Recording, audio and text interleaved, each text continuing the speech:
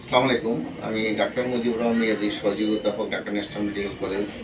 জাবির, বয়স ১৯ বছর। আসছে ডান কানে ব্যথা, নাকে সর্দি হয়।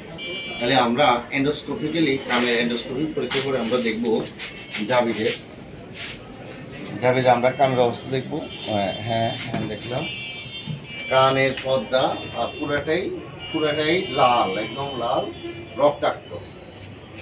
রক্তাক্ত, আবার নাকে সর্দি আছে।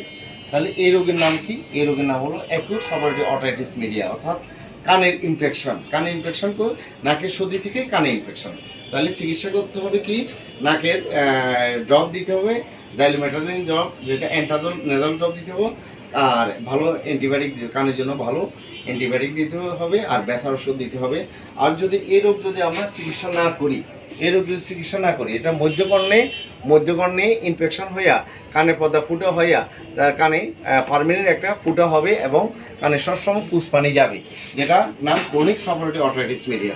তাহলে জাবির অ্যাকিউট ইনফেকশনে ভুগতেছে, যেই রোগের নাম অ্যাকিউট সাপোরেটিভ অটাইটিস মিডিয়া, অর্থাৎ কানের খুব তীব্র ইনফেকশন। আসসালামু আলাইকুম।